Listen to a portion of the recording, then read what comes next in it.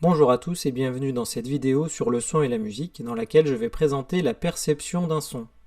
Depuis 2017, la législation impose que pour des salles de concert ou des salles de spectacle de plus de 300 places, on ait en fait à l'intérieur de ces salles ce que l'on appelle un sonomètre qui va donc mesurer quelque chose qui est en décibels. Donc le but de cette vidéo, ça va être de comprendre ce que ça veut dire décibels et pourquoi est-ce qu'on utilise cette unité ici pour mesurer des sons. Ici on voit donc Sound Level Meter, donc ça mesure le niveau sonore dans la salle. Donc pour pouvoir expliquer ça, on va repartir de notions d'énergie en rapport avec donc une source qui va émettre un son. On va considérer donc la puissance P transportée par l'onde. On a donc un haut-parleur qui va émettre donc une puissance sonore P qui va être donc transmise à l'air par la membrane ici en vibrant. Donc le son va être produit et ce son va se répartir sur différentes surfaces qui, vu l'angle du haut-parleur, vont augmenter progressivement. Donc on va avoir la puissance fournie par le haut-parleur qui va se répartir sur une surface S1, S2, S3, S4, ainsi de suite. Donc on constate que ici donc la puissance est répartie à chaque fois sur une surface de plus en plus grande. Donc si on réfléchit à la notion de puissance par unité de surface, on voit bien que comme ça se répartit sur quelque chose de plus en plus grand, par unité de surface, on en a de moins en moins.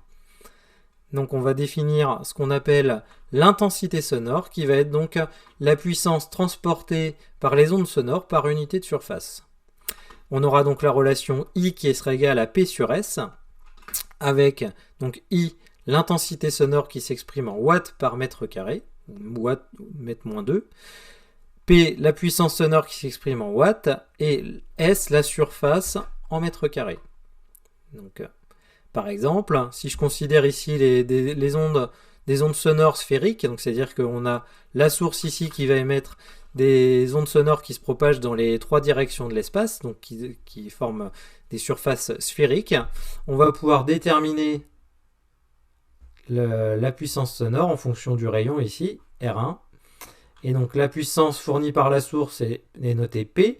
La surface pour le rayon R1 sera 4pi fois R1 carré. La surface d'une sphère, c'est 4pi fois R.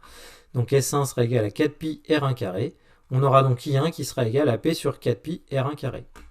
Si maintenant on s'intéresse à un autre instant où on a une surface cette fois R2, qui est le double de R1, on aura toujours la même puissance P qui va se répartir, cette fois sur une nouvelle surface S2 qui vaut 4pi R2 carré. Si on a pris donc une distance deux fois plus grande, on a R2 qui est égal à 2R1. Donc I2 sera égal à P sur 4pi facteur de 2R1 au carré. Si on développe la parenthèse, ça nous fait donc 4 fois R1 carré. Et on reconnaît ici le P sur 4pi R1 carré qui correspond à I1. Donc on voit qu'on a I2 qui est égal à I1 sur 4. Donc quand on s'éloigne de la source progressivement, l'intensité sonore diminue. Donc on va avoir, quand R augmente, I va diminuer, et donc on dit que le son s'atténue. Donc plus on est loin d'une source sonore, plus l'intensité sonore diminue. L'appareil qui va nous permettre donc de détecter le son, pour nous, c'est l'oreille. Donc l'oreille, elle est particulière étant donné que elle a une sensibilité qui est dite non linéaire. C'est-à-dire que si vous avez une intensité sonore qui est doublée, vous n'aurez pas la sensation d'entendre un son deux fois plus fort. Pourquoi ? Parce qu'en fait, l'oreille a une sensibilité qui va être logarithmique. Si je représente le logarithme, donc si j'ai des valeurs x et que je représente son logarithme, je vois qu'en gros, j'ai quelque chose qui n'est pas une droite. Donc ça veut dire que quand je double l'intensité, je ne double pas la sensation qui est là. Et donc, si au lieu de représenter ici des valeurs de x qui vont de 0 à 20, je prends des valeurs qui varient de multiples de 10 en multiples de 10, c'est-à-dire que là j'ai 10, 10, 100, 1000, 10 000, 100 000, 1 million, 10 millions, 100 millions, 1 milliard. On voit que avec des augmentations de 10 en 10 fois plus grandes, là par contre j'ai quelque chose qui devient linéaire. Donc le logarithme en fait montre que notre oreille va percevoir des modifications sonores si le son est 10 fois, 100 fois, 1 million de fois plus grand, 10 fois plus faible, 1 million de fois plus faible. Par contre, pas si on a des ordres de grandeur qui sont doublés, ou pas si on a des valeurs qui sont juste doublées, triplées, quintuplées, ou ainsi de suite. Donc, ce niveau d'intensité sonore, comment est-ce qu'il est défini? Il va être défini par la lettre L, et il va se calculer avec l'expression L est égal à 10 fois log de I sur I0. Donc L sera le niveau d'intensité sonore qui va s'exprimer en décibels, donc c'est lui le fameux décibel. I, l'intensité sonore en watts mètre moins 2, watts par mètre carré. Et enfin I0, 1,010-12 watts par mètre carré, qui est une intensité sonore de référence, et en gros c'est la plus petite intensité sonore que l'oreille va pouvoir entendre. Pour pouvoir mesurer ce niveau d'intensité sonore, on l'a vu en début de vidéo, l'appareil qui va permettre d'afficher un résultat en décibels est ici le sonomètre. Donc voyons des exemples de calcul. Si on considère donc la relation L égale 10 log de I sur I0, si on prend par exemple un avion au décollage à 20 mètres, si on est juste à côté, l'intensité sonore produite par le décollage est de 3,2 watts mètre moins 2. Donc si je peux en déduire la valeur de L en faisant L égale 10 log de 3,2 sur 1,010-12, le log correspondra uniquement à une touche de la calculatrice. Il suffira de taper log et de mettre ce calcul à l'intérieur. Et donc ici on obtient 125 décibels. Si on considère une personne en train de passer un aspirateur, l'aspirateur va émettre un son qui a une intensité sonore de l'ordre de 3,2-10-4 watts par mètre carré. Là encore, on utilise la relation et on obtient ici un niveau d'intensité sonore qui est de 85 décibels. Imaginons maintenant donc on a des sons identiques et qu'on entend le son produit par deux instruments ou deux haut-parleurs. Que se passe-t-il au niveau de du niveau d'intensité sonore? Donc je réalise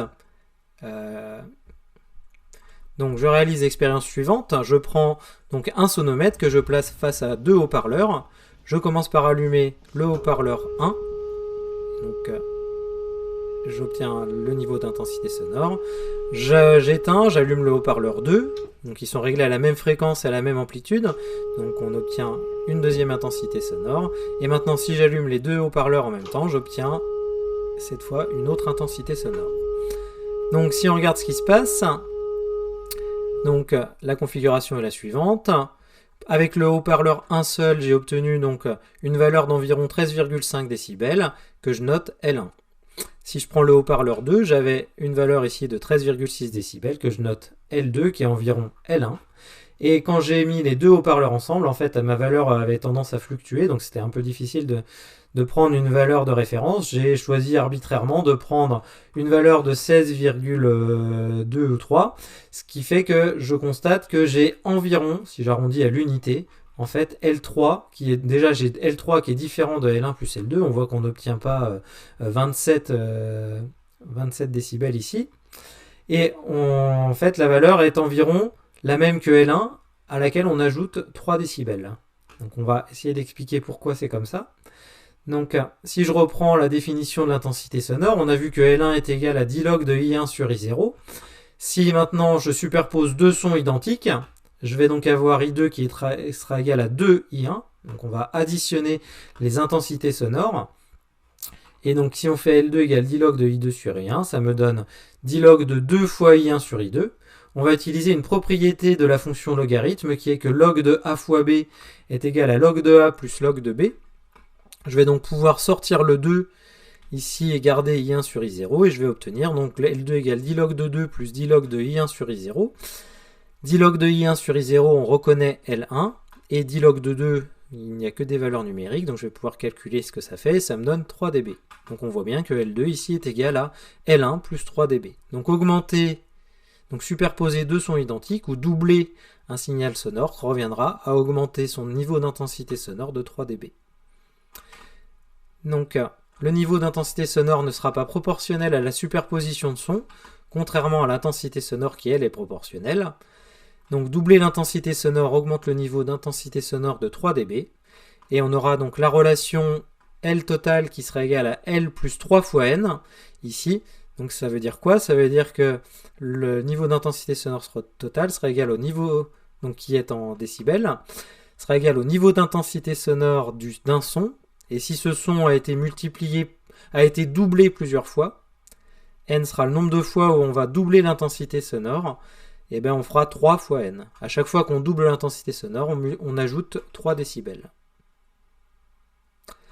Pour finir, donc, quel est l'intérêt de ces décibels? En fait, ces décibels ils vont être définis notamment pour une échelle de prévention pour savoir quel est donc le niveau d'intensité sonore d'un son et est-ce qu'on est en train ou pas d'abîmer notre oreille. Donc si on représente un haut-parleur avec différentes valeurs de décibels, pour des valeurs de 30 décibels, on est en fait avec, pour avoir des ordres de grandeur de ce que ça veut dire, dans des lieux calmes, ici. 40 décibels, ça sera une conversation ou une histoire racontée à un enfant. 60 décibels, une rue animée, une salle de classe. 70 à 80 décibels, une rue bruyante, une brasserie, un aspirateur. Et donc, tant qu'on est dans ces zones-là, tout va bien, l'oreille se comporte normalement et il lui arrivera rien. À partir du moment où on va aller au niveau des 85 décibels, on rentre dans ce qu'on appelle le seuil de danger pour l'oreille. C'est-à-dire qu'à partir de 85, à chaque fois qu'on va entendre des sons de niveau d'intensité sonore supérieur ou égal à 85, la limite de temps va faire que on est potentiellement plus ou moins en train d'abîmer son oreille. Donc ça correspond notamment pour 85 à une tondeuse à gazon, une cour de récréation pour 90, un sèche-cheveux, 100 décibels le bruit d'un marteau-piqueur, ou le bruit un baladeur à volume maximum, 102 une salle de concert ou discothèque, et enfin quand on arrive à 120 ou 130 décibels, on rentre dans ce qu'on appelle le seuil de douleur, ici pour l'être humain, ce qui veut dire qu'à partir de ces valeurs-là, vous êtes clairement en train d'abîmer votre oreille. Donc il faut prendre des protections à partir de cette zone, en général de toute façon.